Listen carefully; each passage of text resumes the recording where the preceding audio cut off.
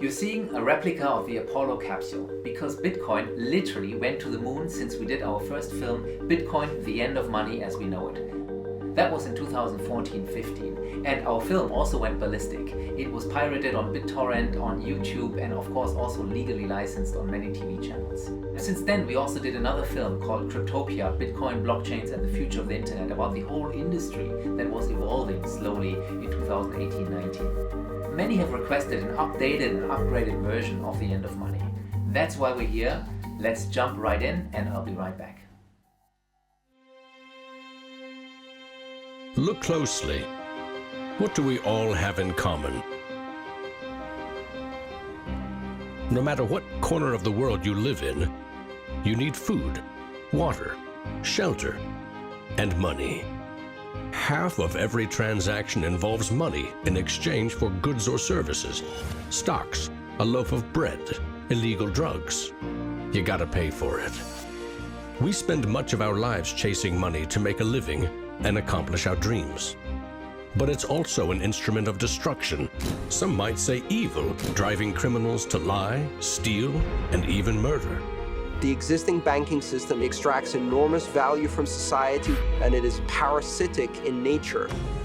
Money is a catalyst for the worst and the best of human endeavor. Before civilization, we created currency, fuel for wars, the path to power, champion and enemy of innovation. Money is so integral to our society and our global economy that its true nature remains a mystery to most. This is the story of money, perhaps the end of money as we know it. No matter how fat your bank account or how thin your wallet, to us it's all cold hard cash. There are some who want to kill it. Get rid of it. Burn your dollars, your euros, your yen, and transform every penny you have into ones and zeros. Digital currency. Entrust it to the web and computers spread across the planet. Magic internet money. It's called cryptocurrency. Bitcoin. Invented in secret, it was a gift to the world. It's not just a currency, but it's actually programmable money. A potential curse on bankers. And there's nothing that the big banks or politicians can do to stop it. Breaking every government's grip on money supply. What the internet did for information, Bitcoin is doing for money. Could it be the new gold? No, you have to really stretch your imagination to infer what the intrinsic value of Bitcoin is. Regulators, the Federal Reserve, the banking system, please understand this is a thing that they have to take seriously. This is going to change the economic culture. Bitcoin could be a microeconomic miracle worker, and it could be a macroeconomic wrecking ball.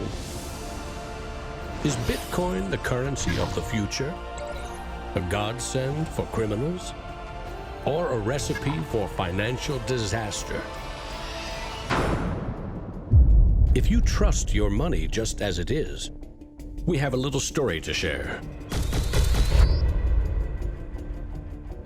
This documentary was originally voiced by John Barrett of the Bitcoins and Gravy podcast.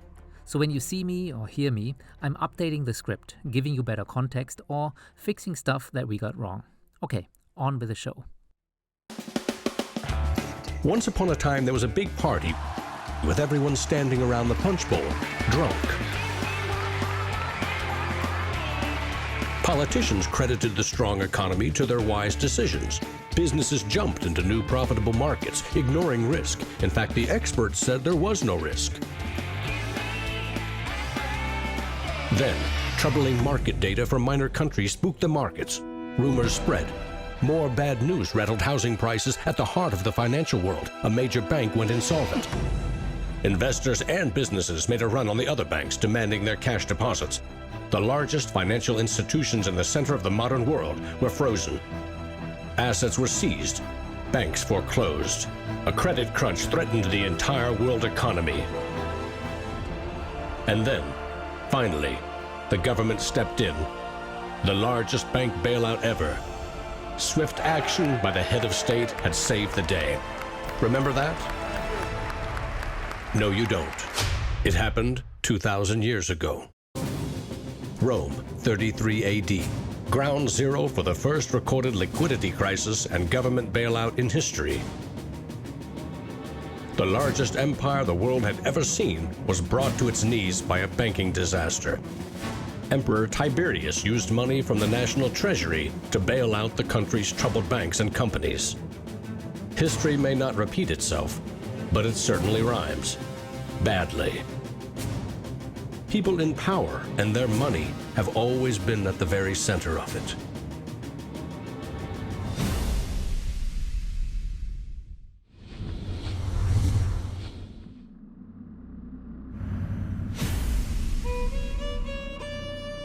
The story of money is as old as civilization itself.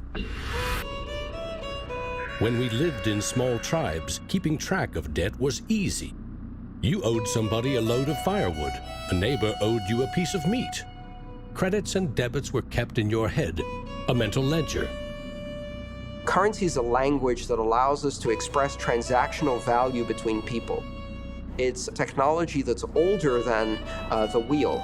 It's as old as fire. When humans wanted to trade outside their tribe or village, they needed something everyone could agree had value, something scalable. Enter commodity monies.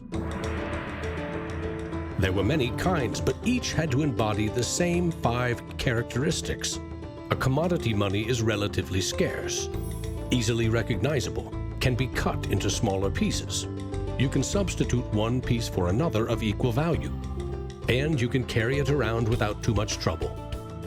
In ancient Rome, it was salt. The Aztecs used cacao beans. It was whale teeth on Fiji, yak dung in Tibet, shells in Africa and China. Grains, metal, ivory, rare stones, leather, fish. If it had the 5 characteristics of commodity money, someone probably used it as currency. And then you ask, what value do these currencies have? If you go into a primary school, you'll see children exchanging rubber bands and Tamagotchi and Pokemon cards and baseball cards and sweets and candy and any other form of currency. People invent currency when they have no other currency. And now they're going to invent digital currencies. But commodities that aren't durable are a lousy store of value. A bad cacao crop or a huge new salt discovery can throw your currency and economy into turmoil. A more stable system was needed. About 2,500 years ago, the first metal coins were minted in China and in what is now Turkey. These coins shared the same 5 characteristics with commodity money, but were also very durable. In some cases, coins are the only thing left of entire civilizations. Money does not originate with governments.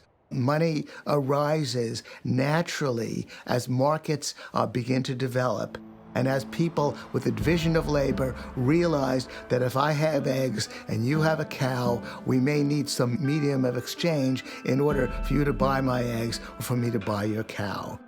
Coins were an objective and universal unit of account, and they allowed people to buy and sell goods over vast regions. The market economy was born. Coins worked, but only if people trusted that the king or emperor who issued them wasn't cheating on the metal content. Using coins also meant that an authority now controlled the supply of your currency. Money and political power were inextricably linked, centralized. Yeah, so I wish we made this point a little bit clearer. You see, the main issue here is once somebody is in control of that money supply, that introduces the potential for corrupting the system. It doesn't matter whether they wear a crown or a suit. Minting coins in a steady and predictable manner allowed economic growth and stability. The Wushu coin in China retained its value for 500 years. In Constantinople, the solidus lasted for 700 years. But in those times, the coins didn't have this sort of milled edge. They were flat, and what used to happen was, as coins were passing from people to people, people would cut little bits off. And in fact, in some of the taxation that the kings would do would actually be take 1/8 of the coin off. Taxes built castles.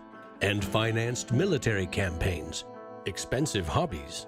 Soon, royal mints were substituting cheaper metals for silver and gold. This is called debasement, and Europe's kings made a habit of it. The currency of France was debased every 20 months for 200 years. If no one can trust the gold or silver content of your coins, how can you trade with other countries? International merchants found a solution. They recognized that one person's debt has value. It can be traded or transferred. When those IOUs came from reputable sources, they could be used as a form of money, paper money. This money was not based on hard commodities or metal, but instead on someone's promise to pay. Merchant families like the Medici in 15th century Florence acted as clearinghouses for these IOUs. It worked like this. An English trader ordered a shipment of Italian cloth from the Medici for 100 gold coins. His promise to pay the Medici was put on paper. Meanwhile, the Medici owed 100 gold coins to another trading partner for delivery of wine from France.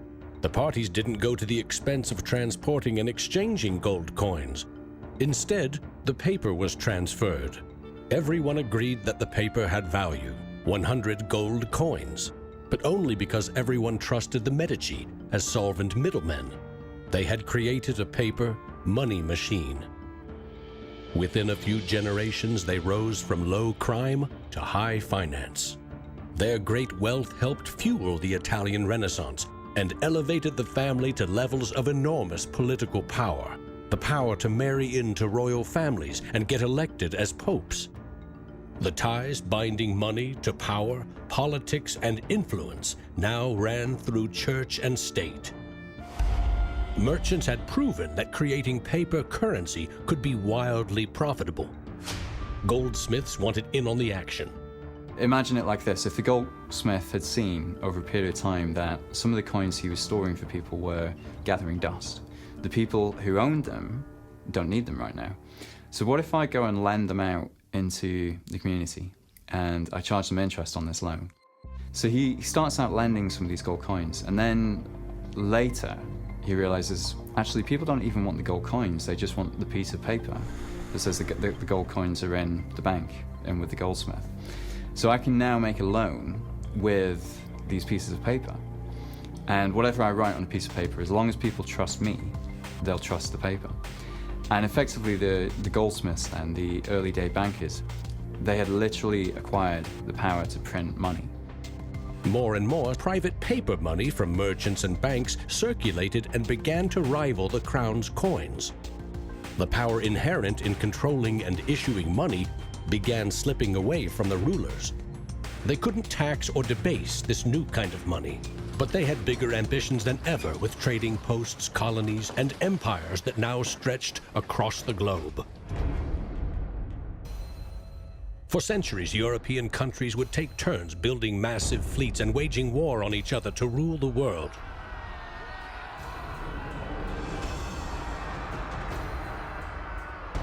Government wanted to take the people's money in order to finance its wars. That's essentially the history of money. Money and warfare go together.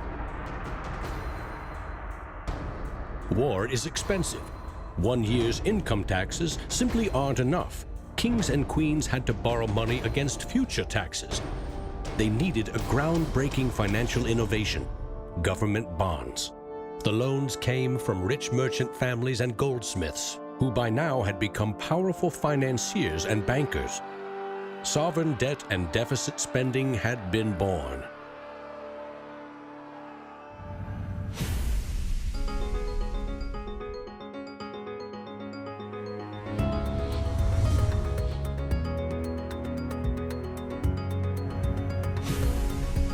In 1694, the Bank of England was established to fund a war against France. England's central bank was privately owned and granted the monopoly to issue banknotes, paper that could be redeemed for an equal amount of gold from the government coffers. The central bank soon also managed the entire debt of the crown. Money has been a tool of sovereignty for centuries. Being able to issue currency gave you the power, but it also gave the value to that monetary supply by backing it with a force of state, with essentially the debt of state. When the U.S. won independence from Britain, the first article of the new Constitution gave Congress the exclusive right to coin money. This currency's value was tied to gold in government vaults. From 1781 until the Panic of 1907, the financial system of the U.S. was an economic petri dish.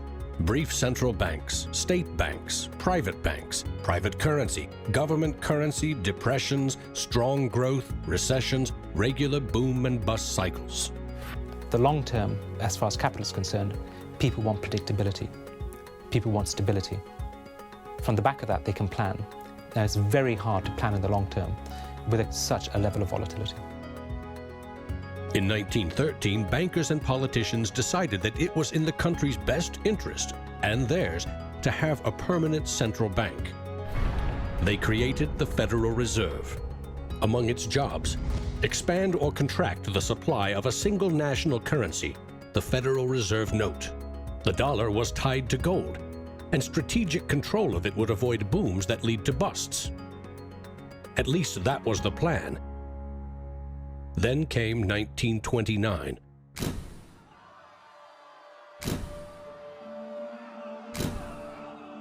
The Great Depression would have a profound effect on monetary policy worldwide.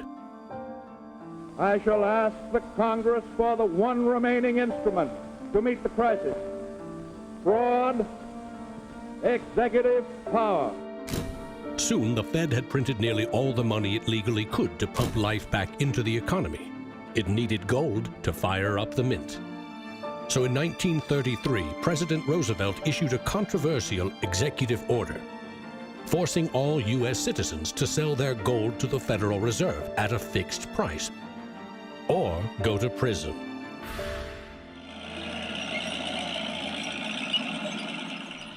After World War II, America became the global superpower, and with it, the US dollar emerged as the most important reserve currency in the world.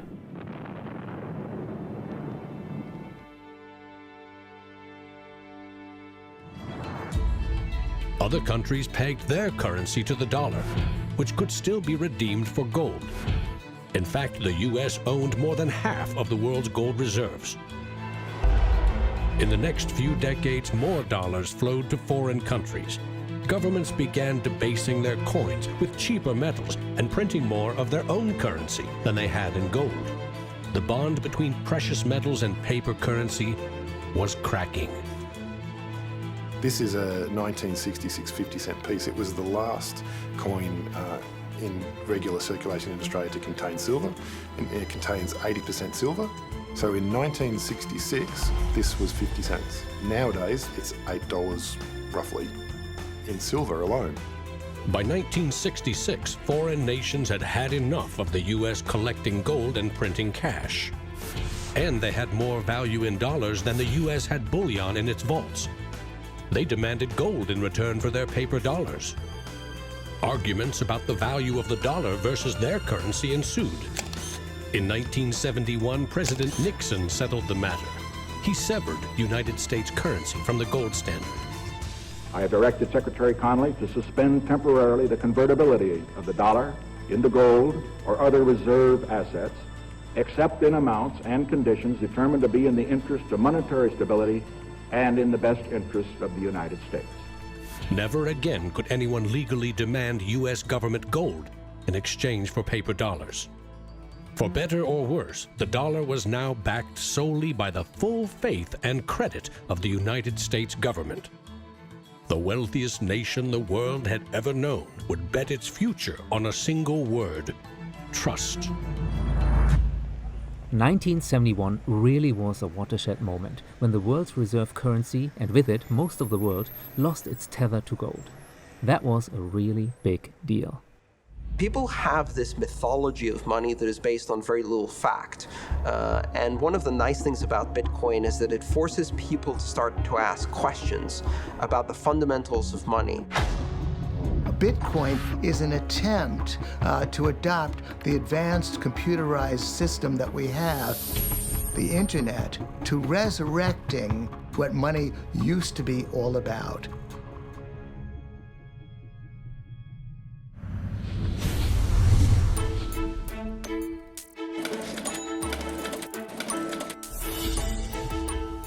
I think our dollar policies, our monetary policies, our fiscal policies have absolutely created a nation of debtors. Not just personal debt, not just corporate debt, but government debt. I mean, you have to look at those all together as one big thing. What is the wealth of the nation? Well, the wealth of the nation is a gigantic hole of money that we owe to the rest of the world that is never going to be paid back. Today, the United States pays more than $400 billion in interest to its creditors every year. Hold on. Sorry for interrupting again, John. That was back in 2015, when the total debt of the United States government was around $18 trillion. Today, it's more like $29 trillion and growing by the day. Let's just hope interest rates stay low. When a government spends more money than it collects in taxes, it simply borrows more, or it creates more. At one time, every piece of paper money was backed by gold. Remember, for every $20 bill, there was $20 worth of gold in a government vault. Not anymore. Today, governments create currency by first creating bonds or treasury bills. These bonds are sold in the market, generating funds for the government that issued them. Large banks buy U.S. bonds to flip them, selling them to the Federal Reserve at a profit. This is the magic money machine. You see, the Fed is America's central bank, but it doesn't have any money. No cash on its balance sheets. When a bank buys a bond and takes it to the Federal Reserve, the Fed simply says, "Thank you, Mr. Banker. Here's the principal and some profit." New money isn't exchanged. It simply appears on the bank's accounts. Magic. The Fed also sets the bar for how much interest you pay for a car, home, or business loan. The Federal Reserve has been given the impossible task of trying to run the credit and monetary system as though we are the Soviet Union. It's the central planner for the key aspect of capitalism, which is how money and credit is allocated. The Federal Reserve, on balance, does not help the economy. On balance, it hurts the economy. And it's bound to make mistakes, even with the best of intentions. The Fed is also supposed to boost employment with low interest rates, encouraging people and businesses to buy more goods and services. Governments getting involved in money is a good thing, and it's also a bad thing. It's a good thing because money is the arteries of the economy, the blood supply of the economy. Markets are subject to bouts of euphoria and despair, and it makes sense for governments to back currency and manipulate it. Moving the money supply up and down is the most powerful way to sedate that boom and bust cycle. Manipulating the supply of money has short-term and long-term consequences.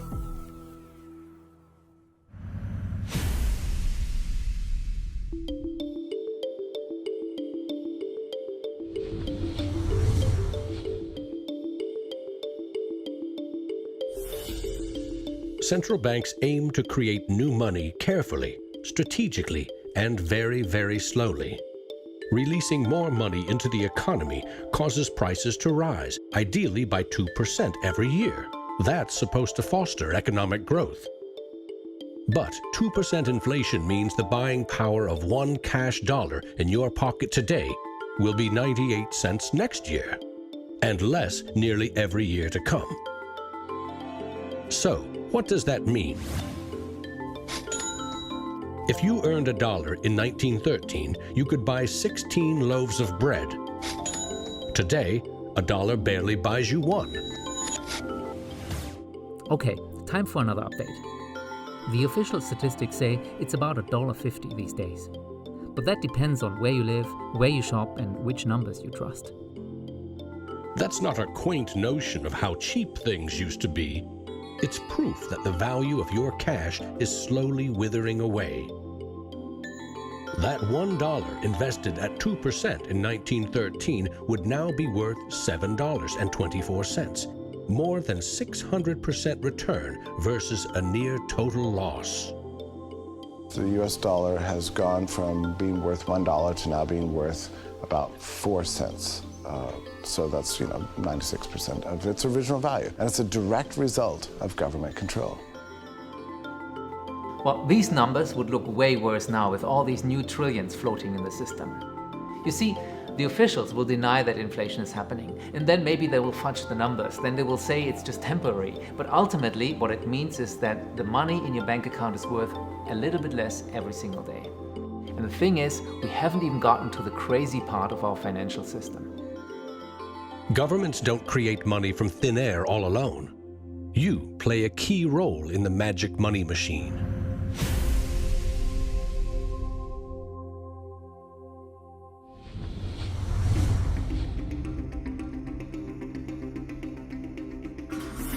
It's not really the central banks that are the problem.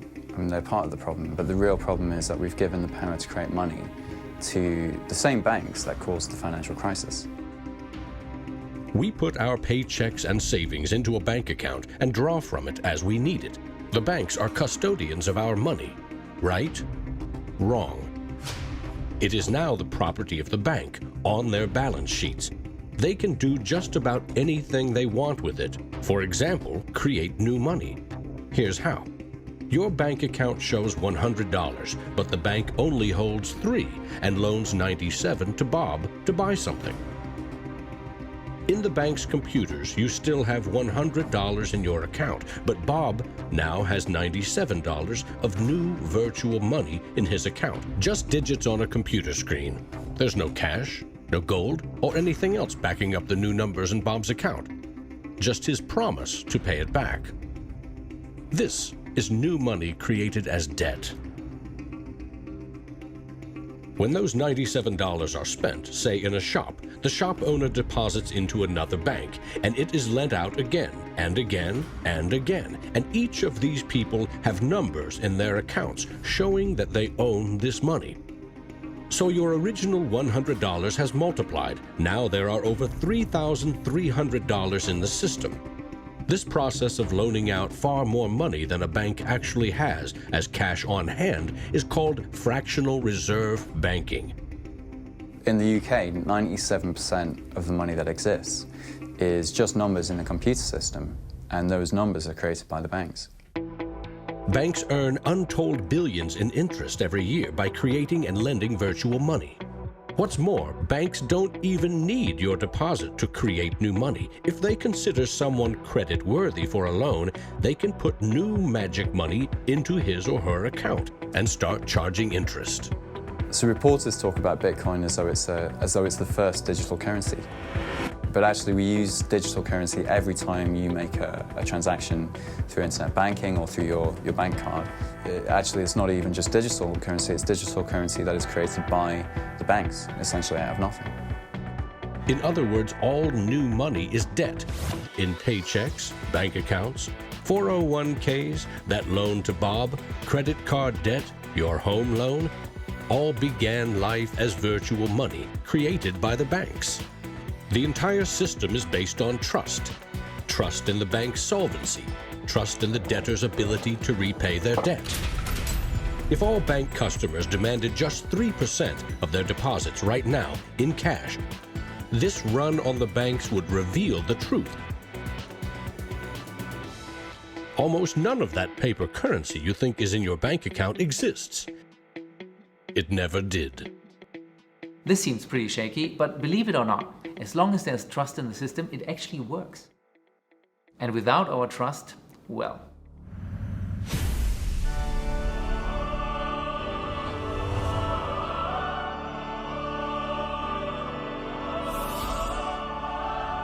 Selling subprime loans and betting they will fail may not be sacred, but it is lucrative. As much as 1/4 of our best and brightest are being lured by the siren call of the money machine.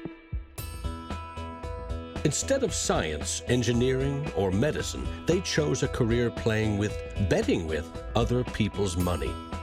To get rich quick, very rich. And sometimes they take shortcuts. Getting by on a nickel and a dime. Money has a funny way of bringing us down. They say it makes the world go round and around. My ancestors in Greece talked about the corrupting influence of power. And nothing has changed in these 3,000 years. When you give control over massive amounts of money to a few individuals, they will take advantage of that control. Banks today are factoring in fines and money laundering and all the rules that they break into their cost of doing business. JP Morgan is today coming out and saying that Bitcoin is not a legitimate way of doing business. Banks today are tied into a system that is completely rigged to basically harvest money from the entire global economy and pump it into the hands of very few. Don't get consumed by the greed. The existing banking system is cozy, it's captured the regulators, it extracts enormous value from society without delivering anything in return, and it is parasitic in nature. The banks play a very pivotal role in an economy. You look at any successful economy, it has successful banks. There's a very close correlation with banking profits and the economy as a whole. In medieval Europe, a banker who couldn't repay depositors was hanged. Today, that same banker would get bailed out, paid bonuses, and enjoy some tax benefits too.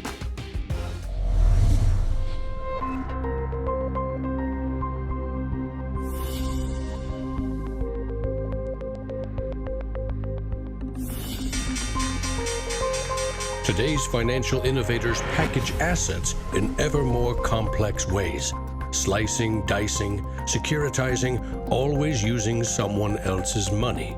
They sell debt, transfer risks, leverage bets. That's what they call innovation. History teaches that the most revolutionary and disruptive innovation nearly always comes from the fringe, not from corporate cubicles. True innovators see the world differently. They see the big picture, creating new products and entire systems that lead to new industries. Steve Jobs called them the square cogs in round holes. It's unsurprising that new innovations always come from a niche group of early adopters, because it is inherently very hard for many people to realize the benefits of new technologies. A radical new idea is often met with skepticism, ridicule, even hostility from those who stand to lose the most from its success. Case in point, the automobile. In the late 19th century, Carl Benz and others built the first cars, contraptions that could threaten the stagecoach and railroad industries. These self-propelled vehicles, or road trains, would certainly scare horses, injure people, and damage roads. Cars, the railroad barons said, were just too dangerous. And to protect us, they used their power to pass a law in 1865. It required every automobile in England to observe a 4-mile-per-hour speed limit and to be operated by a crew of 3, a driver, an engineer, and a flagman. This heroic flagman walked in front of the car to warn fellow citizens of the coming danger. The railroad tycoons, the lawmakers, the self-appointed gatekeepers used regulation to stifle innovation. But they didn't invent the flagman. He's been around for a long time. For centuries, very few could read. Books were copied by hand. The people in control, political and religious leaders, wanted to keep it that way, and they greeted Johann Gutenberg's printing press with licensing laws, publishing bans, taxes. In some parts of the world, printing was a crime punishable by death. After all, they were just protecting us from dangerous ideas. Before the printing press, there were an estimated 30,000 books in all of Europe. 50 years later, there were 10 million. As Gutenberg's invention flourished, the Dark Ages withered. Progress couldn't be stopped. But the flagman never stops trying. His masters set him loose on each of these innovations because they threatened someone's profits, someone's control. But remember, this is a story about money. What if a technological innovation allowed anyone in the world to be their own bank? To create a currency free from taxes and banking fees?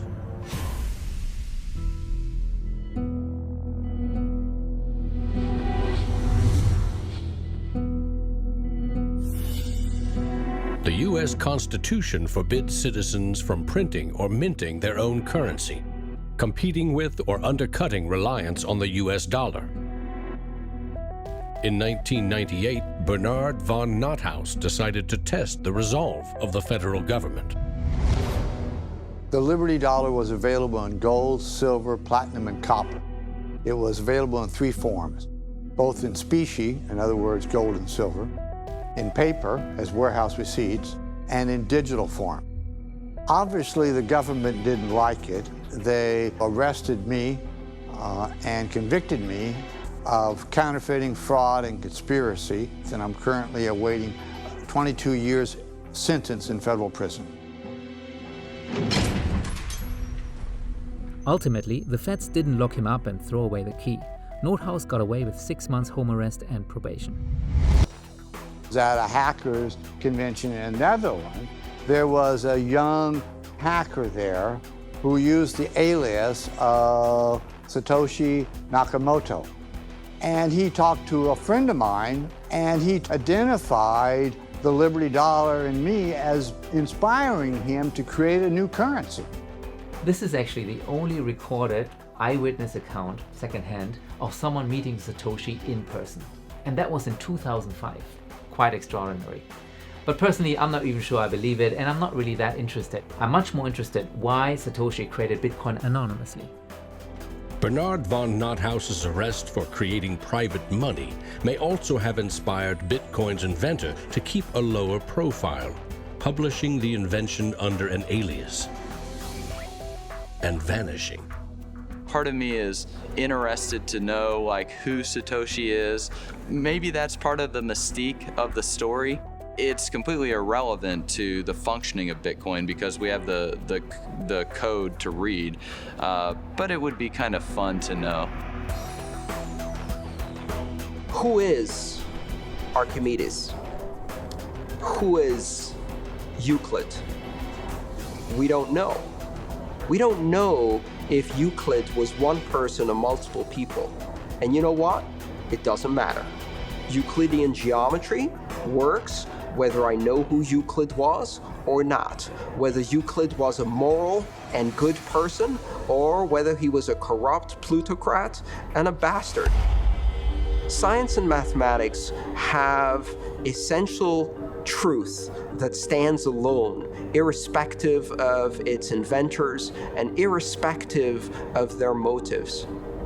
Well, Bitcoin is a system based on mathematical truths, and these mathematical truths stand alone.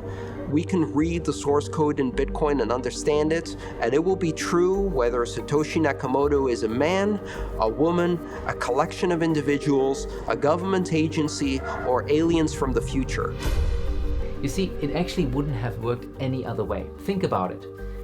If a Silicon Valley funded startup, or a government, or some professor would have founded it, it would have never worked, because remember who the early adopters of Bitcoin were. Cypherpunks, crypto-anarchists, libertarians, and yeah, drug dealers too. So this anti-fragile nature actually was built in from the very start. And remember, this is also helpful because a quasi-religious movement is forming around Bitcoin, the maximalist. And that's really helpful if you have an anonymous founder with some mystique around it. Bitcoin is an open source software protocol like much of the code supporting the internet and email. Open source means anyone, everyone can use the protocol. No one person or company can control it. Every change to the software is public, open, and transparent. The code was first developed by Satoshi. Then there were dozens, now hundreds, of programmers constantly collaborating to improve Bitcoin's features and security. So what makes Bitcoin a breakthrough? It tackles an ancient human dilemma and solves a computer science problem. Any shared information or data can be flawed, corrupted. Anything can be faked. How do we know that what we're receiving can be trusted?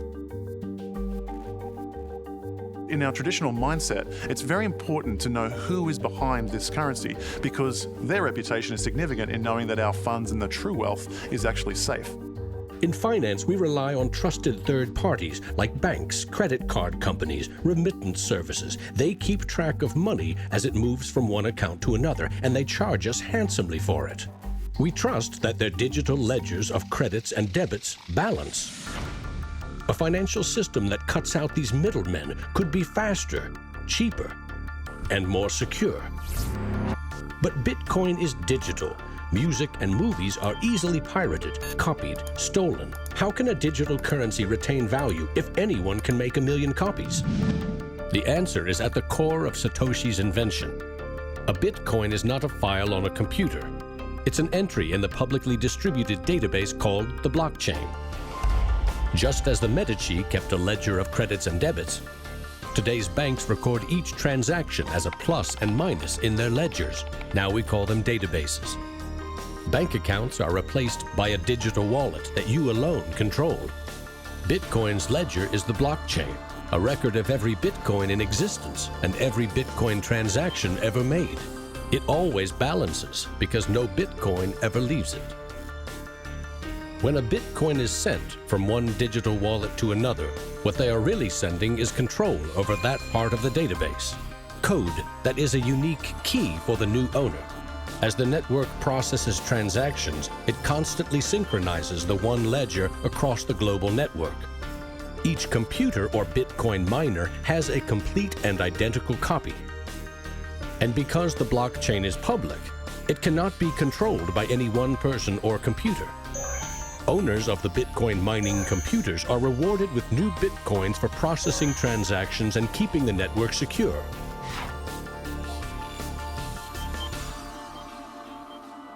In other words, the Bitcoin network replaces banks and bankers.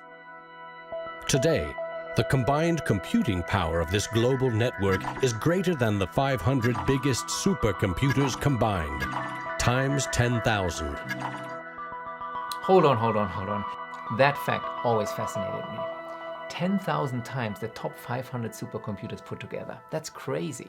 But today that number would be closer to 5 million. Unbelievable. Now, critics have always said there's one thing that worries them about Bitcoin. It is controlled by China because most of the computing power is in China.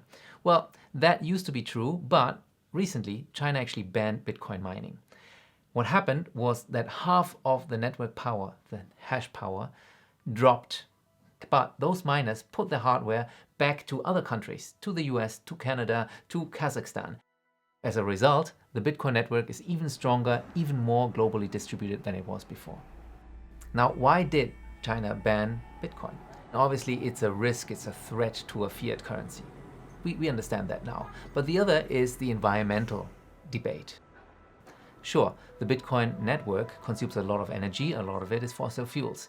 So the concern is correct. But if you look a little bit deeper into the statistics, and lazy journalists never do this, Bitcoin miners move to wherever the energy is cheapest. And that is, in most countries of the world, already sustainable energy. That's why Bitcoin is actually driving fossil fuels out and increasing sustainable energy. It's almost concern trolling from the media. It's like, we are very concerned about the energy impact of Bitcoin. Oh, you should really check out the energy impact of capitalism, or even better, the energy impact of war. Do you know who the largest consumer of energy in the United States is? The military, right? And the largest consumer of oil also. And the biggest polluter in the world is the military. So, pardon me if I don't take that concern so seriously. Central banks create money to boost the economy and try to pull it back out before inflation heats up. But no one knows how much magic money global banks are creating to boost their profits with questionable loans. Bitcoin is completely the opposite. It's totally transparent. You know exactly how many exist. The computer code behind Bitcoin has a built-in brake pedal, cutting the creation of Bitcoins in half every 4 years. This ensures a transparent, controlled scarcity and ultimately limits the total number of Bitcoins to 21 million. No lobbyist, no politician, no banker can create more or change the mathematical rules dictating their creation. Advancing accountability. And that's one of the things I think is most exciting about Bitcoin and the technology behind it, is not so much that it will supplant the dollar or that it will supplant government itself, but that all of a sudden there's a competitor to government, and that government itself now needs to look over its shoulder more than it did. In 2014, the believers of Bitcoin thought and dreamed about replacing the dollar. But clearly that hasn't happened, and in my view, it will never happen. Just like the internet gave us tweets and blogs and ebooks, but it didn't replace books or bookstores. Remember, a commodity money is relatively scarce, easily recognizable, can be cut into smaller pieces. You can substitute one piece for another of equal value, and you can carry it around without too much trouble. Let's talk about these 5 characteristics one more time to drive the point home, right? So Bitcoin clearly is scarce. In fact, some would argue it's the scarcest financial asset in the world, right? The inflation rate, the Bitcoin mining has slowed down, so it gets scarcer and scarcer every 4 years. It is divisible. We can divide it by 100 million times. It's transportable. I can send it to anyone on the planet. Doesn't matter which country you're in. The verifiability is interesting. I can verify my Bitcoin immediately in a split second, but a fake dollar bill, a fake gold coin, I'm not so sure I could spot that. Back to you, John. This digital currency has the 5 key characteristics of money, but is it a store of value? Is it stable, or will it diminish over time, like a commodity rendered useless, or a crop that fails? So this was really the big question of the first 7-8 years of Bitcoin. Can it be a store of value? Bitcoin has been the best performing financial asset of the last decade, no doubt about it. But it has been volatile, let's be honest. So how I like to think about it is short-term versus long-term volatility, right? Over the long run, fiat currencies lose value by inflation. Every couple of years, you lose, you lose, you lose. We've seen the statistics. Bitcoin, however, increases in value over the long run. But on the short term, well, it can lose 10%, maybe even 50% over a short period of time. You have to be prepared for that. You could not miss the point more effectively than by thinking of Bitcoin as a currency and payment network that will make shopping easier for the first world. Bitcoin is about everything else, everywhere else. There are 2.5 billion people without a bank account. With Bitcoin, a mobile phone with an internet connection is now a bank with access to the global marketplace. What happens when Bitcoin services and infrastructure and Bitcoin wallets and payment processors start going into these countries? These people will be able to gain benefits from trade where they could not previously. These people will be able to send money home, international remittance, which is one of the major pain points of the current financial system. 7 years later, Stephan has become a major voice as a Bitcoin-only educator and podcaster. So good to see you after so many years. Just reflecting back on what you said, told us in 2014-15, what's your quick take on that one? Well, I think, to be honest, I came out pretty well from that, right? Because I was just basically saying it's going to enable more and more people to transact around the world where currently they're not able to. Now, could we have known back then that the message of day-to-day transactions all happening on-chain, that didn't really pan out? That said, Lightning Network now has become, has grown and come to a level now where it can be used for day-to-day commerce. I probably could not have foreseen how quickly nation-state adoption would have happened. Obviously, El Salvador being the big example there of a country adopting Bitcoin as legal tender, which is obviously a huge step. So we were thinking of building Bitcoin City. This small Central American country has even announced a new form of government bond. It will hold half of the funds in bitcoins and use the other half to build infrastructure. They have also started to mine bitcoins with clean geothermal energy from an actual volcano. People can potentially invest into El Salvador and be funding the Bitcoin City project. The interesting part is it has, I believe it's a 6.25% coupon. And on top of that, there will be a Bitcoin dividend also.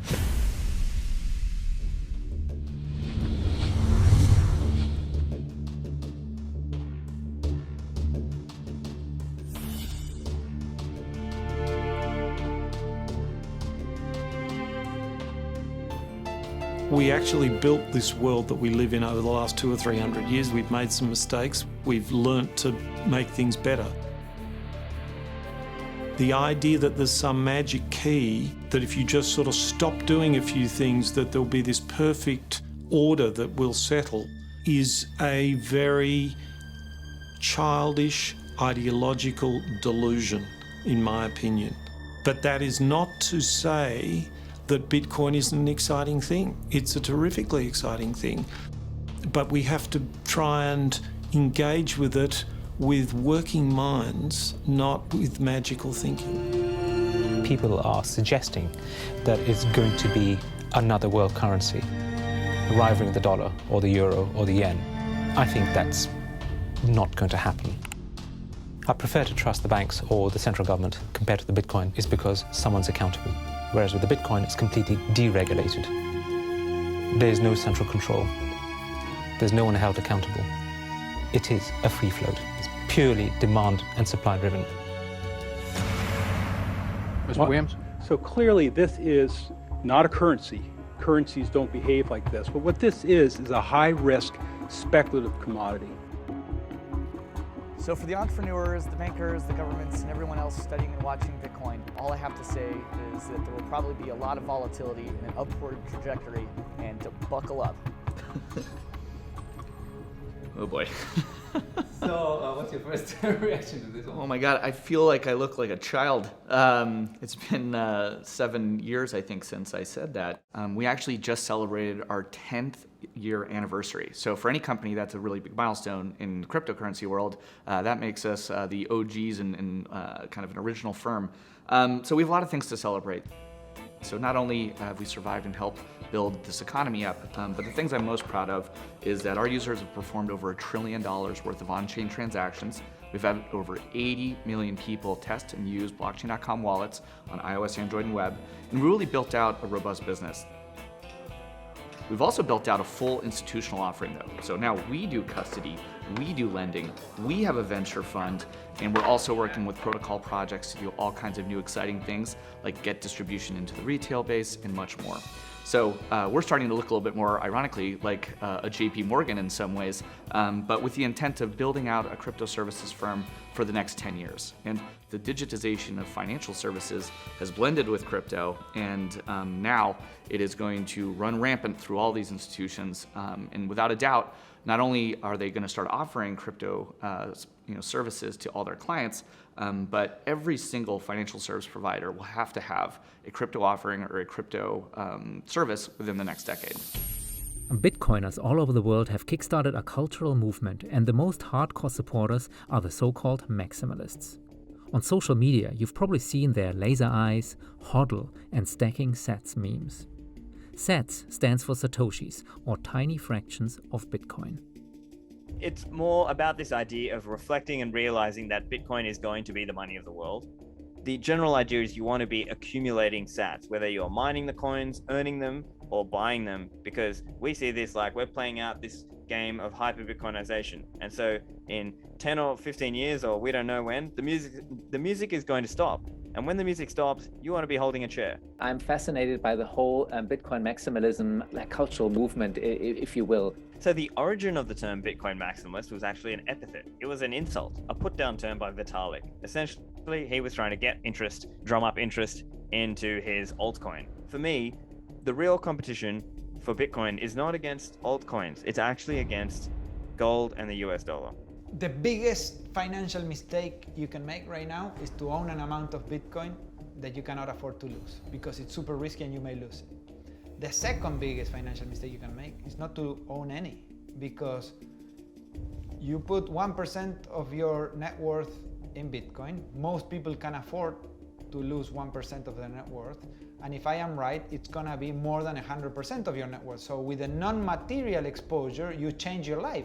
Now, what you would spend on a romantic weekend with your wife, say, sorry, we're not gonna do that this weekend. I'm gonna just buy Bitcoin, consider it spent, it disappear, check in 7 years. I either gave you bad advice and cost you a weekend, or I want a grandkid called Juancito. The digital age has fundamentally changed the world. We have embraced digitized music, film, medical records, communications, the internet. The free exchange of information and currency can fuel revolutions, help in a disaster. But our money is shackled to the 20th century, manipulated by governments and banks. The champions of Bitcoin ask us to imagine payments without a middleman, investments without a broker, loans without a bank, insurance without an underwriter, charity without a trustee, escrow without an agent, betting without a bookie, record-keeping without an accountant, global, secure, nearly instant, and free. Is it fantasy or the future of money and commerce?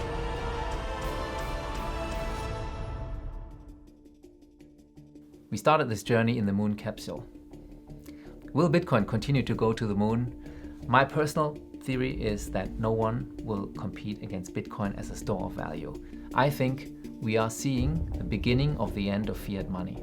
We are also seeing the birth of digital gold. We are seeing the rise of Bitcoin. That's my prediction, but you might disagree. Let's see and speak in 7 years.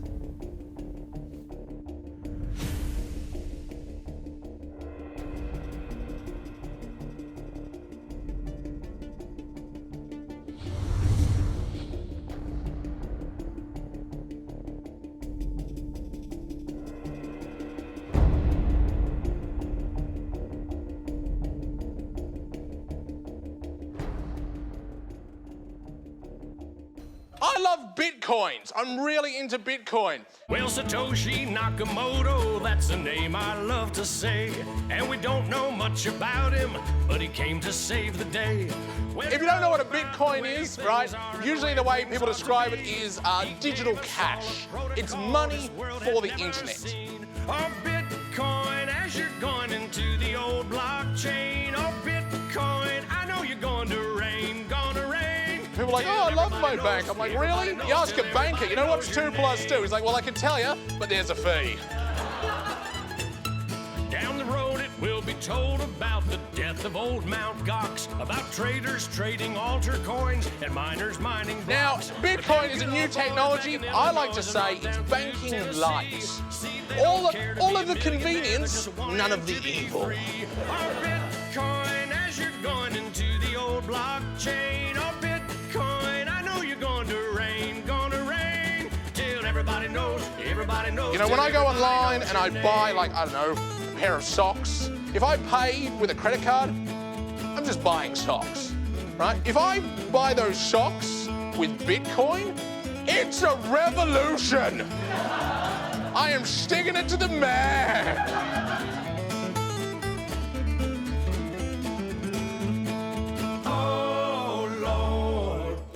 Me some more. There's always people who are not ready to get into the new technology. You know, like when the internet came out, there was people going, nah, I don't think this is going to be popular. And then email came out and people were like, nah, this isn't going to catch on. And now Bitcoin comes out and people are like, I don't think, I'm like, aren't you sick of being wrong? Get on this train, you know?